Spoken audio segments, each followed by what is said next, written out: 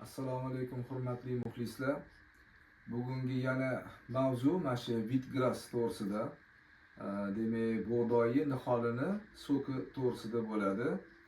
Yana bir eslatmoqchi edim. Shu bugun haligi wheatgrassni ichib ko'rsatganimda bu ko'p savollar bo'ldi. O'zi nimadi bu? Tarxunga o'xshagan narsa ekan, nima ichyapsiz degan savollar bo'ldi. Bu wheatgrass ya'ni bug'doyi niholini demak siqib chiqarib, shundan so'q qilingani. Bu wheatgrass o'zi nimadan iborat? Asosan ko'p miqdorda vitaminlar bor. Vitamin A, C, E, keyin B gruppa vitaminlar bor, K vitamin bor, D vitamin bor. Undan tashqari yana minerallar bor, ya'ni qanaqa temir, kalsiy, magniy, sink degan minerallar bor. Undan keyin yana trik aminokislotalar bor. Bir 20 dan oshuv trik aminokislotalar bor. Ya'ni ichgan zahotingiz qonga tez so'rilib, oshqozonga nagruzka qilmasdan tez so'rilib, o'sha zararlangan hujayralarga va to'qimalarga borib, o'shalarni qobig'ini tiklaydigan aminokislotalardan iborat. Uni bilib oldinglar demak. Xo'p, keyin ko'p miqdorda xlorofil bor. Shuni hisobiga organizm detoksikatsiya bo'ladi, ya'ni toksinlardan tozalanadi, qon aylanishi yaxshilanadi, hujayralarga, to'qimalarga kislorodni borishi yaxshilanadi, ko'payadi. Shuni hisobiga organizm xuddi bir o'zini o'zi ichidan davolashga olib keladi shu narsa. O'zini o'zi davolab boshlaydi. Endi buni tushunib oldinglar, demak, so'k wheatgrass degani nima degani? Shuni davolagani hisobiga buni har xil demak sistemalarga qanaqa ta'sir qilishini ko'rib chiqyapmiz. Hop, ana kuni jigarga qanaqa ta'sir qilishini ko'rsatdik, qanaqa foydalarini aytdik. Bugun teriga qanaqa ta'sir qiladi? Demak, wheatgrass teri, soch, tirnoqga ta'siri qanaqa namoyon bo'ladi? Tushunarli-a? Ya'ni bu narsa dori emas. Bu organizm o'zini o'zi davolagandan keyin organizmda bo'ladigan o'zgarishlarni biza ko'rsatib beryapmiz.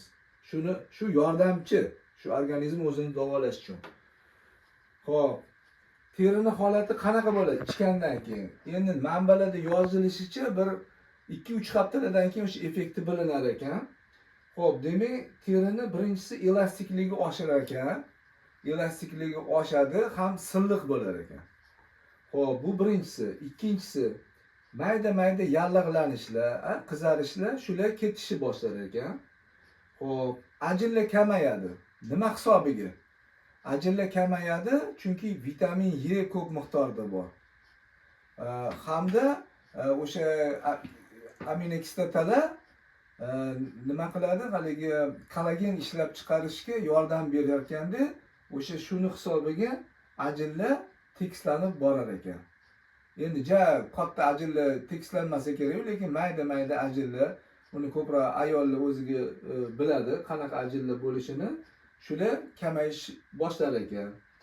Xo'p, shuni hisobiga mana endi haligi manbalarda o'qiganimda, o'sha teri ruschada yozilganda сияет изнутри deyapti. Ya'ni xuddi bir ichidan porlagandek bir qanaqadir yaltirab turar ekan.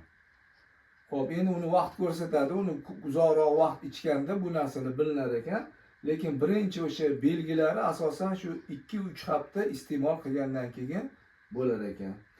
Xo'p, keyin mana misol uchun mana bu kasalliklarda ekzema, psoriaz, akne degan kasalliklarda bir yordam berganini shu manbalarda yozilgan. Bu asosiy dori hisoblanmaydi. Lekin shu asosiy doriga qo'shimcha bo'lib, shularda effekt kuchliroq bo'lgan. Tuzalish ehtimoli kattaroq bo'lgan shu wheatgrassni iste'mol qilgandan keyin. Lekin o'sha kasali bo'lsa, teri kasali bo'lsa, albatta dermatolog maslahati kerak. O'zingizcha ichib bir narsalar qilib davolanib qolar ekanman deb o'ylamaydi. Обязательно dermatolog bilan maslahat qilib, keyin shuni ichish kerak bo'ladi. Xo'p, endi soch va tirnoqlarga ta'siri qanaqa bo'ladi? Xo'p, lomkis deydi. Ya'ni sinuvchanligi, soch tirnoqni o'sha sinuvchanligi kamayar ekan, baquvvatlashar ekan. U ham siluvlashib, tozaligiga rangi kirib, qanaqadir sochlarda hali yaltirash holati kuzatilar ekan. Xo'p, bu teri to'g'risidagi bo'lgan ma'lumot. Endi shuni har gal xudo xolisa keyingi anaqa videolarda qaysi tanamizda qaysi organ va sistemalarga qanaqa ta'sir qilishini sekin-sekin aytib beraman. Xudo xolasa keyingi mavzuyimiz bo'ladi immunitet, ya'ni ma'lum bir kasalliklarga bizani bo'lgan kurashuvchanligimizni qanchalik oshiradi va qanchalik ta'sir qiladi, shuni tushuntirib berishga harakat qilaman keyingi videoda. U ham juda qiziq bo'ladi. Buni bilishimiz shart. Shu bilan bugungi mavzuyimizni tugatamiz. Xudo xolasa keyingi videoda ko'rishguncha xayr. Sog' salomat bo'linglar. Bu kommentariylar bo'lsa, qanaqadir maslahatlar bo'lsa eshitamiz. Keyin kommentariylarda ko'p rahmat deyapsizlar. Alloh rozi bo'lsin deyapsizlar. Sizlarga kattakon rahmat, meni bir qo'llab-quvvatlaganinglar uchun. Hamda yana nimadir fikringlar bo'lsa yoki bir boshqacha bir qarash bo'lsa, albatta yozinglar. U menga ham qiziq, men ham shu bilan ko'proq bir manbalarni qarashga, menga ish qilib motivatsiya bo'ladi shunaqa gaplar bo'lsa. Sizlarga kattakon rahmat. Assalomu alaykum va rahmatullohi va barakatuh.